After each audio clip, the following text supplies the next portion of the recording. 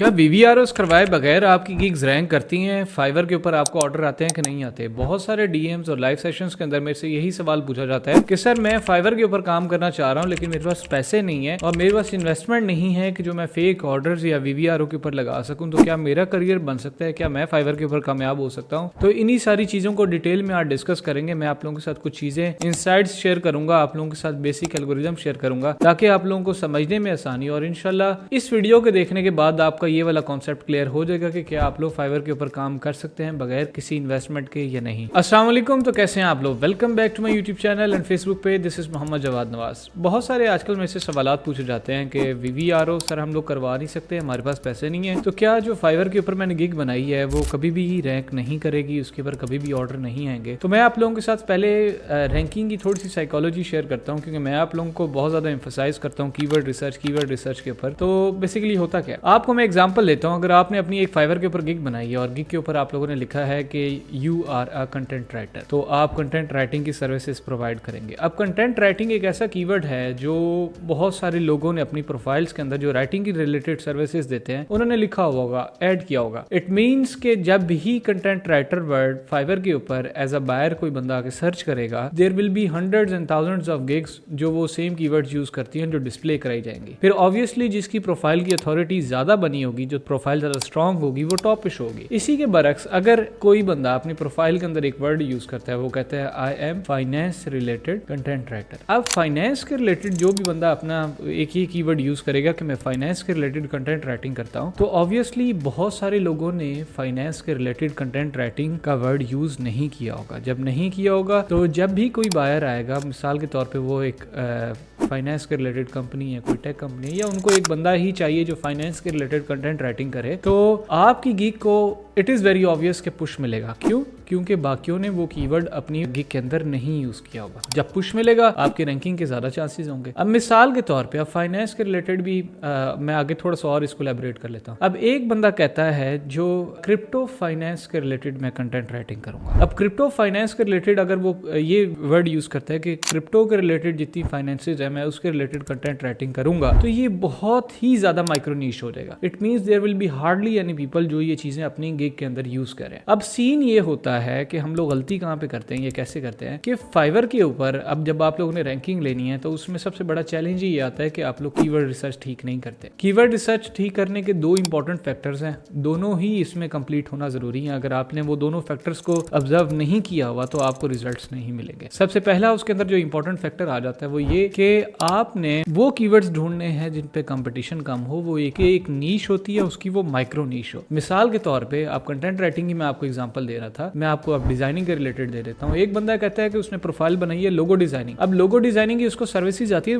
बिल्कुल ही नीश हो जाए। वो कहे कि जो बार्बर शॉप्स हैं उनके लोगो मैं बना के दूंगा। वो कहे कि जो खास तौर पे मिसाल के तौर पे जो पूल कंपनीज हैं, जो रेंटिंग कंपनीज हैं, कार रेंटिंग कंपनीज हैं, मिसाल के तौर पे मैं उनके लोगोस बना के दूंगा। अब ये क्या हो गया, बना वो लोगो ही रहा है लेकिन उसने अपनी सर्विस को बहुत ज्यादा नीश कर लिया, बहुत ज्यादा माइक्रो में लेके चला गया। उससे फायदा ये होगा जो एक इतना बड़ा लोगो डिजाइनिंग का कंपटीशन है उससे वो टोटली कट आउट हो जाएगा, बड़ा बेसिक सा रह जाएगा। तो हम लोग गलती ये करते हैं कि हम लोग बड़े बेसिक से वर्ड, कॉमन से वर्ड 4-4, 5-5 हजार वाले कंपटीशन के ऊपर रैंक करने की कोशिश करते हैं और ऑब्वियसली हमें वहां पे रिजल्ट्स नहीं मिलने वाले। तो आप लोगों ने कोशिश ये करनी है कि सबसे पहले लो कंपटीशन कीवर्ड निकाल लें, अच्छे हों कीवर्ड जो पोटेंशियली कोई कस्टमर आके सर्च भी कर सकता है। मैं बार बार आप लोगों को एक चीज समझाता हूँ, अगर मेरी अब क्रिप्टो के रिलेटेड कंपनी है और मुझे क्रिप्टो के रिलेटेड कंटेंट राइटर चाहिए, तो मैं फाइवर के ऊपर आजकल एआई का सिस्टम है, आप उसको कमांड देते हो, एआई आपकी ब्रीफ को एनालाइज करती है और उसके मुताबिक आपको फ्रीलांसर्स रिकमेंड करती है और गिग्स रिकमेंड करती है। अब मैं उसको जाके बताऊंगा कि भाई मेरी क्रिप्टो के रिलेटेड कंपनी है और मैं क्रिप्टो के रिलेटेड एक कंटेंट राइटर चाहता हूं, तो वो मुझे फैशन डिजाइनिंग के रिलेटेड कंटेंट राइटर्स की प्रोफाइल नहीं शो करवाएगा, वो मुझे वही प्रोफाइल और वही गिग शो करवाएगा जो क्रिप्टो के रिलेटेड है। तो हम लोग गलती ये करते हैं कि हम लोग potentially from the customers mind सोचते ही नहीं है कि भाई कोई कस्टमर, कोई क्लाइंट आगे क्या सर्च करेगा। तो आप कीवर्ड्स ही ऐसे निकाल लेते हो जो पोटेंशियली कभी सर्च ही नहीं हो सकता। तो आप ये अपने जहन में भी सोचा करें जो आपने कीवर्ड निकाला है वो पॉसिबली सर्च भी हो सकता है या उसके रिलेटेड कोई बंदा ब्रीफ भी लिख सकता है, नहीं लिख सकता। ये हो गया पहला पॉइंट। अब दूसरा जो सबसे बड़ा चैलेंज आता है वो ये आता है कि हम लोग कीवर्ड्स निकाल लेते हैं, हम लोग ये नहीं देखते कि उसके ऊपर लोगों को भी काम आ रहा है या नहीं आ रहा। अब मैं मिसाल के तौर पे आपको समझाता हूँ कि एक आपने कीवर्ड निकाला, for example it was related to the crypto content writing. आपने वो कीवर्ड निकाला, आपने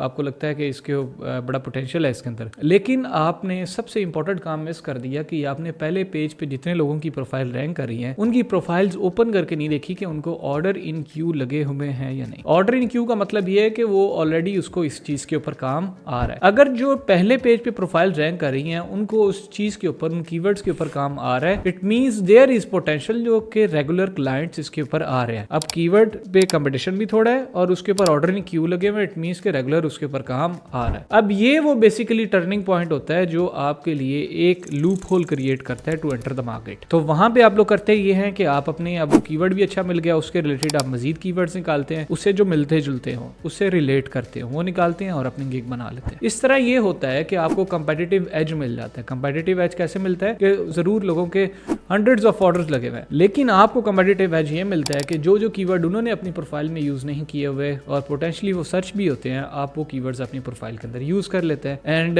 आपको उससे फिर फायदा क्या होता है, जब एक ये सर्च सिस्टम है, फाइवर का भी सर्च टूल है। फाइवर का सर्च टूल क्या है कि कोई बंदा आके अपनी क्यूरी सर्च करता है, उसके रिलेटेड उसको वो काम करने वाले फ्रीलांसर्स निकाल के दे देता है। तो यही सर्च टूल में आप खेलते हो कि आप सर्च कीवर्ड ही ऐसे यूज करते हो कि जो लोग पोटेंशियली आके सर्च करते हैं और लोगों ने ज्यादा यूज भी नहीं किए होते और आप अपनी प्रोफाइल के अंदर यूज कर लेते हो, आपको रैंकिंग मिल जाती है। बहुत ही आसान कॉन्सेप्ट है। कॉम्प्लिकेट कैसे किया हुआ है, वीवीआरओस वालों ने ज्यादा किया हुआ है, खास तौर पे जो रिव्यू सेलर्स हैं वो कहते हैं कि प्रोफाइल रैंक ही नहीं हो सकती। बिल्कुल हो सकती है प्रोफाइल रैंक। आपको ऑब्वियसली जो वीवीआरओ करते हैं उनको मेहनत करने की जरूरत नहीं है, जो ऑर्गेनिकली रैंक करेगा उसको मेहनत करने की जरूरत है। हम लोग शॉर्टकट्स की तरफ जाते हैं कि भाई किसी तरह मैं 4-5 रिव्यू लगवा लूँ, 10 रिव्यू लगा लूँ, प्रोफाइल रैंक करवा लूँ, बजाय इसके कि आप अच्छे से कीवर्ड रिसर्च करें, कंपेटिटिव रिसर्च करें, फिर उसके बाद अपनी एक माइंडसेट के साथ प्रोफाइल बनाएं। तो कोई इसमें मसला नहीं है कि आपको ऑर्गेनिक रैंकिंग नहीं हो सकती, 110% हो सकती है। मैंने अभी भी बहुत सारी प्रोफाइल्स रैंक की हैं, ऑल्दो मैं वीवीआर उसके भी चक्रों में पड़ जाता हूँ, लेकिन ये कि ऑब्वियसली मैं अब कंपनी चला रहा हूँ, मेरे पास 40 एम्प्लॉयज़ हैं, तो जब मैं 40 लोगों की कंपनी चला रहा हूँ तो